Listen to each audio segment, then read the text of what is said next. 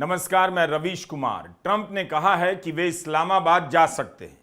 उनके बयानों का कोई ठिकाना नहीं, मगर कुछ दिनों से युद्ध को लेकर उनके बयानों में स्थिरता नजर आने लगी है। वे कई बार कह चुके हैं ईरान से जंग खत्म होने के करीब है। जिसने ईरान पर हमला किया एक तरफा, वही खत्म होने की बात ज्यादा करने लगा है। उनके बयानों से लगता है कि वे इस्लामाबाद जाने के लिए सूटकेस तैयार कर चुके हैं। बस उनका स्वागत इस तरह से हो जैसे विजेता वही हो। ईरान ट्रंप को यह सुख देगा नहीं। भविष्य में क्या होगा कोई नहीं जानता, मगर 28 फरवरी से 17 अप्रैल के बीच एक बार भी ईरान ने ट्रंप को मुकद्दर का सिकंदर गाने का चांस नहीं दिया। उल्टा ईरान ही गाए जा रहा है। मौत अपनी महबूबा है, साथ लेकर जाएगी। बात करनी है तो करो बात, जंग करनी है तो जंग करो। ईरान के मेन्यू में दोनों ही सब्जी है। जिस दिन ट्रंप का एयरफोर्स वन जेडी वांस के विमान की तरह रावलपिंडी के नूर खान एयरबेस पर उतरेगा, वह दिन काफी महत्वपूर्ण होगा। इस रावलपिंडी का संदर्भ भारत के दर्शकों के लिए खास है।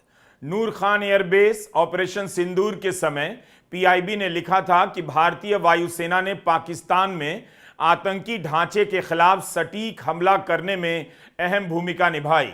नूर खान एयरबेस और रहीम यार खान एयरबेस जैसे लक्ष्यों पर बेहद असरदार हवाई ऑपरेशन किए और आधिकारिक ब्रीफिंग के दौरान नुकसान के दृश्य साक्ष्य प्रस्तुत किए गए। उसी नूर खान एयरबेस पर जेडी वांस का विमान उतरा।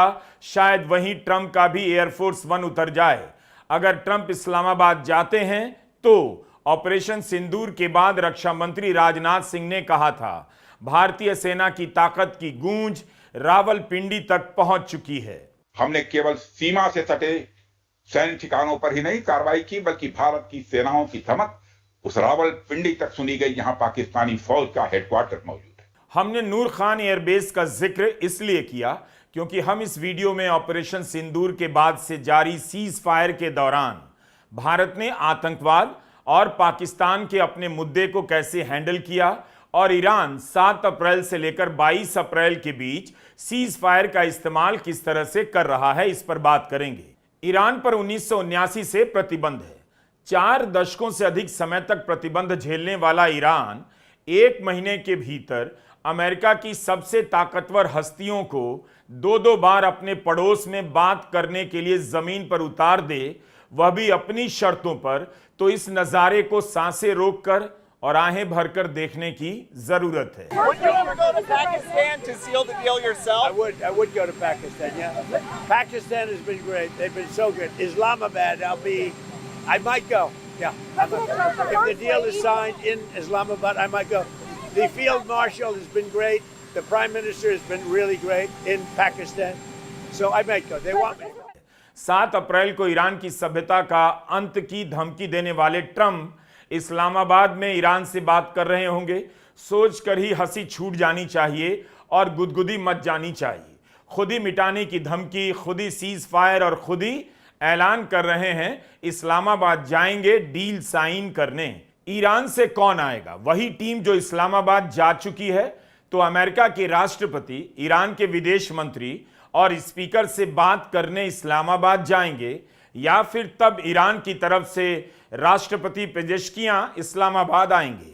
यह तो प्रोटोकॉल की बात हो गई। परमाणु कार्यक्रमों को लेकर ईरान ने पहले ही अमेरिका की कई बातें मानी थीं। ओमान के विदेश मंत्री ने कहा था ईरान बहुत सारी रियायतें देने पर राजी हो गया, संवर्धित यूरेनियम की मात्रा में वृद्धि नहीं करने पर मान गया, तब भी ट्रंप खुश नहीं हुए।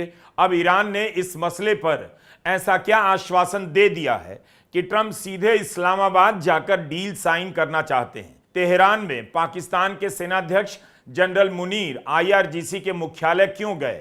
आईआरजीसी के मुख्यालय में जाकर उसके कमांडर इन चीफ से बात करने का मतलब है मुनीर ईरान में सभी पक्षों को विश्वास में लेना चाहते हैं, या ईरान पाकिस्तान पर इतना भरोसा कर रहा है कि इस वक्त वह आईआरजीसी के मुख्यालय में पाकिस्तान के सेनाध्यक्ष का स्वागत कर रहा है। ईरान के बारे में कहा जाता है कि वहां सरकार से भी शक्तिशाली आईआरजीसी है। इसके अलावा जनरल मुनीर ने ईरान के राष्ट्रपति, स्पीकर, विदेश मंत्री से भी मुलाकात की। ईरान के प्रवक्ता ने कहा कि जब मुनीर उसकी सीमा में आ रहे थे तब केवल 2 लड़ाकू विमानों की मांग की गई, जो उनके विमानों को सुरक्षा दे सके। हमने कई लड़ाकू विमान भेज दिए। दिखा दिया ट्रंप का दावा झूठा है कि ईरान की वायुसेना खत्म हो गई। मुनीर के तेहरान के बाद वॉशिंगटन जाने की बात कही जा रही थी, लेकिन ट्रंप ने कह दिया वही इस्लामाबाद जाने के लिए तैयार हैं। क्या मुनीर ने ईरान को परमाणु कार्यक्रमों से पीछे हटने के लिए तैयार कर लिया है?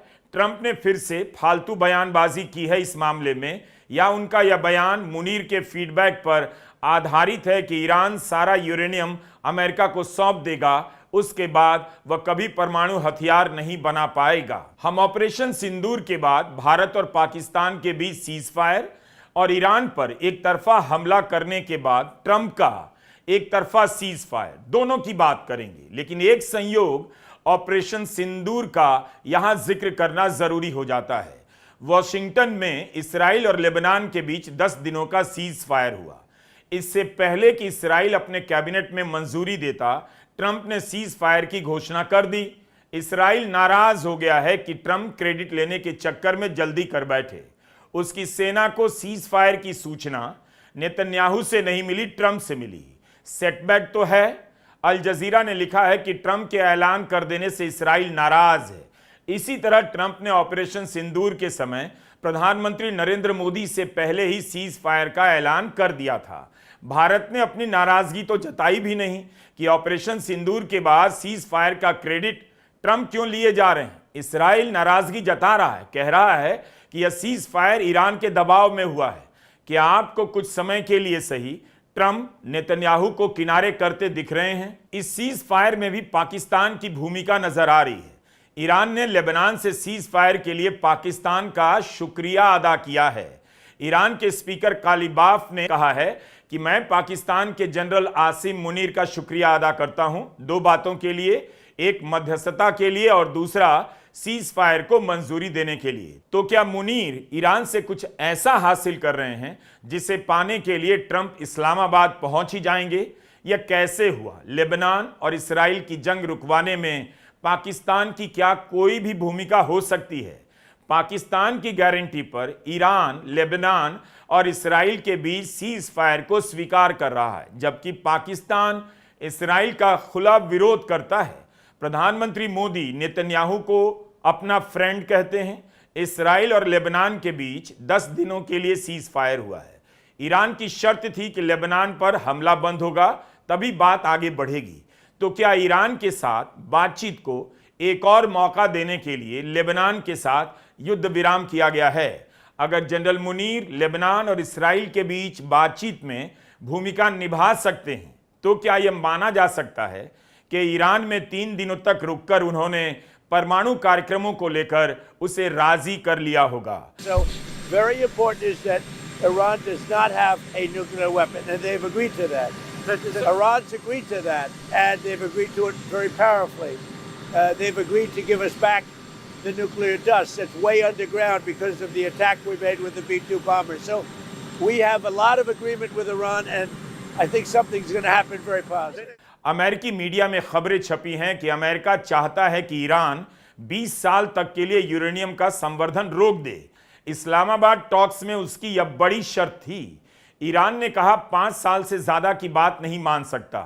ट्रंप ने इस तरह की रिपोर्ट का खंडन कर दिया और उन्होंने कहा कि ईरान को हमेशा हमेशा के लिए यूरेनियम के संवर्धन को रोकने की गारंटी देनी होगी। उससे कम पर अमेरिका तैयार नहीं होगा। We have a statement, very powerful statement, that they will not have beyond 20 years, that they will not have nuclear weapons. That's beyond. There's no 20-year limit. Trump के बयानों से लग रहा है कि मामला परमाणु कार्यक्रम को लेकर ही अटका है। अगर डील होगी तो इसी मैटर में प्रगति के बाद। ईरान से इस दावे पर कोई आधिकारिक बयान नहीं आया है, मगर अखबारों में खबरें छपी हैं कि ईरान ने कहा है अमेरिका झूठ बोल रहा है। इस बारे में कोई भी प्रगति नहीं हुई है। बातचीत जो आगे बढ़ रही है वो इसलिए बढ़ रही है कि ईरान की 10 शर्तों को कैसे लागू करना है, इसे लेकर आगे बढ़ रही है। एक खबर यह भी चल रही है कि 22 अप्रैल को सीज फायर की सीमा समाप्त हो रही है। उसे आगे बढ़ाने के लिए अंतरिम तौर पर कोई डील हो सकती है। तब तो ट्रंप का इस्लामाबाद जाना मुश्किल लगता है।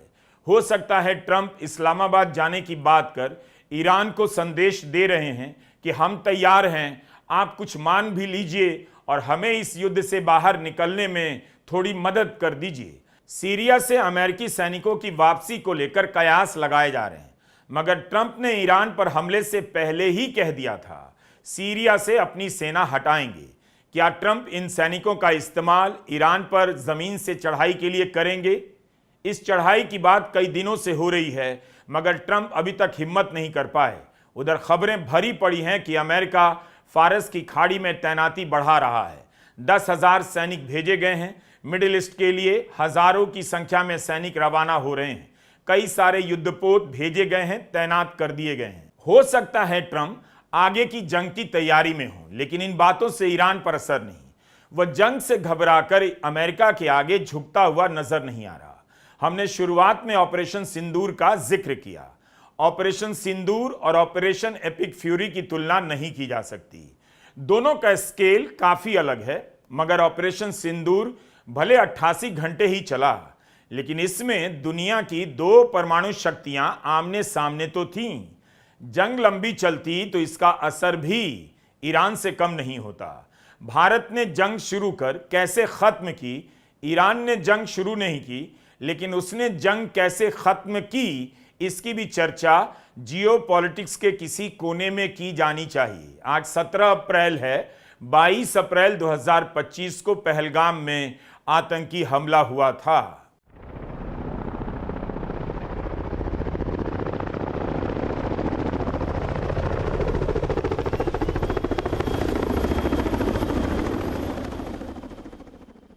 पहलगाम में आतंकी हमले की खबर आते ही गृहमंत्री अमित शाह कश्मीर के लिए रवाना हो गए।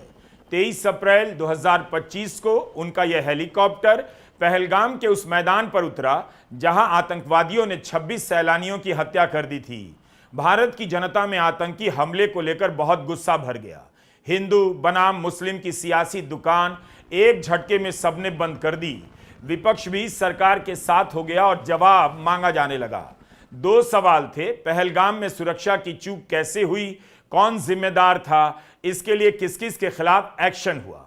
लोग सरकार से सवाल करने लगे कि जम्मू कश्मीर में आतंकवाद खत्म होने का आप ही दावा कर रहे थे, तो इतनी बड़ी आतंकवादी घटना कैसे हो गई।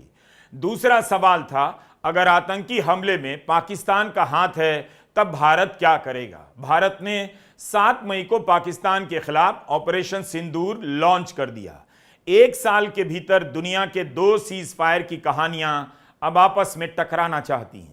भारत ने सीज फायर से क्या हासिल किया, क्यों किया, ईरान सीज फायर से क्या हासिल कर रहा है, इसलिए हम दोनों सीज फायर की बात अब करने जा रहे हैं। आपने ईरान का AI वीडियो देखा होगा। ईरान ने अपने कई दूतावासों के जरिए एक से एक वीडियो, कार्टून और कमेंट पोस्ट किए। उसने इनके जरिए अमेरिका के दादा होने का गुरूर पंचर कर दिया। सोशल मीडिया का प्लेटफॉर्म पैदा हुआ अमेरिका में, कंट्रोल उसी का, लेकिन ईरान ने उसी के प्लेटफॉर्म पर अमेरिका को निहत्था कर दिया। प्रोपेगेंडा जंग का हिस्सा होता है और इस जंग में ईरान ने अमेरिका की हालत खराब कर दी, सब मानते हैं। ईरान ने केवल AI वीडियो जारी नहीं किए, बल्कि असली वीडियो भी जारी किए गए।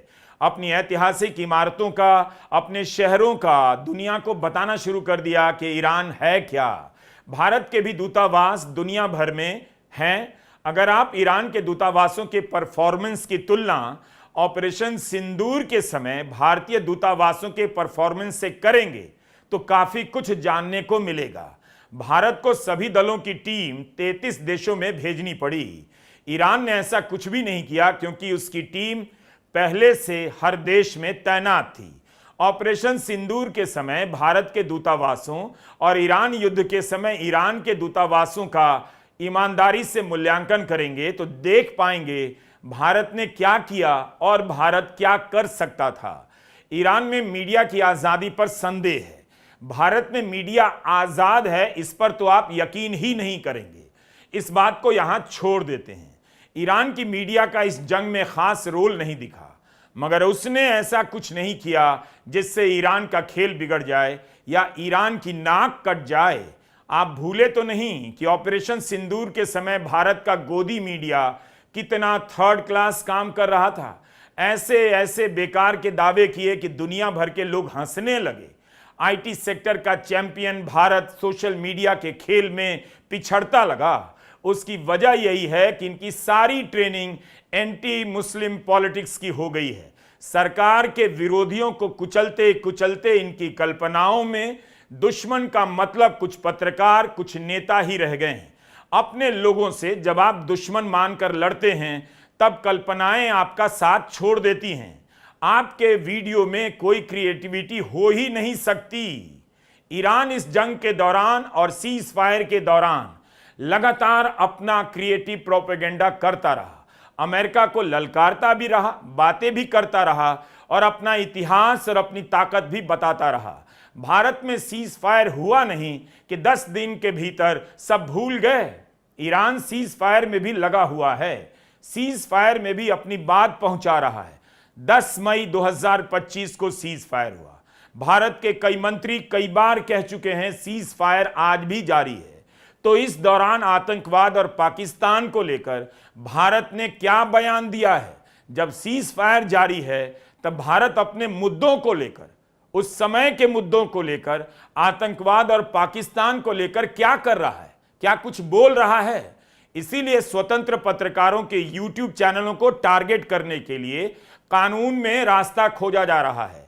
बात बात पर FIR करा दी जा रही है, कोर्ट से राहत तक नहीं मिलती। इसलिए कि हम लोग यह बात याद दिला देते हैं। ध्यान रहे, अपनी कमजोरी सही समय पर देखना सीखिए, वरना दंगल में हार की लाज बचाने के लिए मंगल गीत गाने से आप विजेता नहीं बन जाते। ऑपरेशन सिंदूर के समय मोदी सरकार परसेप्शन की लड़ाई का बड़ा हिस्सा अपनी ही पब्लिक को समझाने भरमाने में खपाती रही।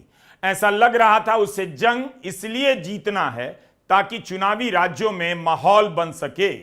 10 मई 2025 की शाम ऑपरेशन सिंदूर खत्म होते ही प्रधानमंत्री नरेंद्र मोदी रैली और रोड शो करने निकल गए। 22 अप्रैल को पहलगाम की घटना होती है। तब प्रधानमंत्री मोदी सऊदी अरब के दौरे पर थे। हमले के कारण दौरा बीच में छोड़कर भारत आते हैं और सीधे जाते हैं कहां? बिहार के मधुबनी में। 24 अप्रैल को मधुबनी की रैली में पाकिस्तान को मिट्टी में मिला देने का भाषण देते हैं। उसके बाद उनका फोटो आने लग जाता है कि इनके साथ बैठक हो रही है, उनके साथ बैठक हो रही है, युद्ध का माहौल बनने लगा। सीज फायर के बाद 8 से 10 दिनों के भीतर प्रधानमंत्री नरेंद्र मोदी 6 राज्यों का दौरा करते हैं, वहां रैलियां करते हैं, रोड शो करते हैं। ऑपरेशन सिंदूर की जीत का जश्न मनाना शुरू हो जाता है। पेट्रोल पंप पर पोस्टर लगा दिए जाते हैं और इन सब की धुंध में सारे सवाल गायब कर दिए जाते हैं।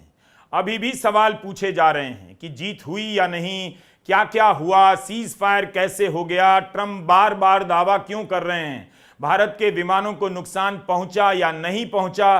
दर्जनों सवाल कभी इस विदेशी अखबार में, कभी उस विदेशी पत्रिका में छपते रहते हैं, तो कभी डर डर के भारत के अखबारों में भी कुछ छप जाता है। लेकिन प्रधानमंत्री को रोड शो से मतलब था, रोड शो पर निकल गए। भारत जीत रहा था तो पीछे क्यों हटा, किन शर्तों पर हटा, किस तरह का आश्वासन उससे मिला? क्या आप इस सवाल का जवाब जानते हैं? अगर सरकार ने बताया होगा तो आप गूगल सर्च कर कमेंट में लिख सकते हैं। ऑपरेशन सिंदूर चल रहा था, 88 घंटे बाद अचानक खबर आती है सीज फायर हुआ।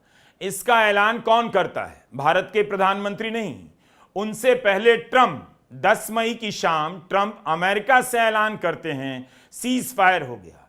10 मई को ट्रंप ने भारतीय समय के अनुसार शाम 5:25 पर जो ट्वीट किया उसे ध्यान में रखिए। ट्रंप के ऐलान करने के बाद प्रधानमंत्री का कोई बयान नहीं आता है। युद्ध विराम की घोषणा से कुछ घंटे पहले तक पीएमओ हाई लेवल मीटिंग की फोटो ट्वीट कर रहा था। 12 मई की रात 8 बजे प्रधानमंत्री नरेंद्र मोदी देश को संबोधित करते हैं। ट्रंप तो कितनी बार सीज फायर कराने का दावा करते रहते हैं, अब सबने गिनती भी छोड़ दी है। पर सोचना चाहिए कि उसी ट्रंप को ईरान से सीज फायर करने के लिए अपनी तरफ से ऐलान करना पड़ा, किसी से बात नहीं करनी पड़ी। ना ईरान ने ट्रंप का फोन उठाया। क्या ट्रंप ने 7 अप्रैल के सीज फायर के ऐलान से पहले ईरान में किसी से बात की थी? किसी से नहीं। यह ट्रंप का बयान है। ऑपरेशन सिंदूर के बाद सीज फायर की घोषणा करते हुए लिखते हैं, अमेरिका की तरफ से रात भर चली बातचीत के बाद मुझे यह बताते हुए खुशी हो रही है कि भारत और पाकिस्तान पूरी तरह से और तुरंत सीज फायर के लिए तैयार हो गए हैं। कॉमन सेंस और बुद्धिमत्ता के लिए दोनों देशों को बधाई। इस बात पर ध्यान देने के लिए आपका धन्यवाद। भारत ने पाकिस्तान के आतंकी ठिकानों पर हमला किया। दो परमाणु शक्ति संपन्न देश आपस में लड़ रहे थे और केवल फोन पर बातचीत से सीज फायर हो गया। क्या आतंक के अड्डे खत्म करने का लक्ष्य पूरा हो गया है? क्या भारत ने अपनी जीत की कीमत वसूली, कोई हर्जाना मांगा जैसा ईरान कर रहा है? भारत और पाकिस्तान के बीच दुश्मनी हमेशा आंच पर तपती रहती है और उन दोनों के बीच सीज फायर ट्रंप ने केवल फोन से करा दिया। इतनी ही खबर आई कि उपराष्ट्रपति जेडी वांस ने प्रधानमंत्री नरेंद्र मोदी को फोन पर चेतावनी दी कि पाकिस्तान बड़ा हमला कर सकता है, मगर प्रधानमंत्री ने कहा इस बात की कोई चिंता नहीं। एक साल पहले फोन से युद्ध रुकवाने वाले ट्रंप को ईरान से सीज फायर के लिए कितनी मेहनत करनी पड़ रही है। ईरान से फोन के बाद सीज फायर नहीं हुआ, ईरान तन गया तो ट्रंप को पीछे हटना पड़ा। इसलिए अभी जो हो रहा है उसके चश्मे से ऑपरेशन सिंदूर और ईरान के साथ सीज फायर को देखेंगे, काफी कुछ जानने को मिलेगा, क्योंकि अब आपके पास एक साल के भीतर दो सीज फायर हैं और दोनों को देखने का एक नया पैमाना है। पाकिस्तान के अलावा ईरान है। किसी भी युद्ध का क्या मकसद होता है? हमला किया और लौटा है। पिछले साल ट्रंप ने वह भी किया। अमेरिका ने जून 2025 में ईरान पर B-2 बॉम्बर से हमला किया, लेकिन 12 दिन बाद युद्ध रोक दिया। उसके बाद परमाणु कार्यक्रमों को लेकर ईरान से बातचीत भी हुई। चल ही रही थी कि अमेरिका ने दोबारा अपनी तरफ से 28 फरवरी को ईरान पर हमला कर दिया। अब ट्रंप उस ईरान से बातचीत करने इस्लामाबाद जाएंगे, जिस पर आतंकवाद को बढ़ावा देने का आरोप लगाते हैं। भारत पाकिस्तान से बात नहीं करता क्योंकि उस पर आतंकवाद को पनाह देने का आरोप लगाता है। भारत की नीति को अमेरिका नकार रहा है, दुनिया नकार रही है।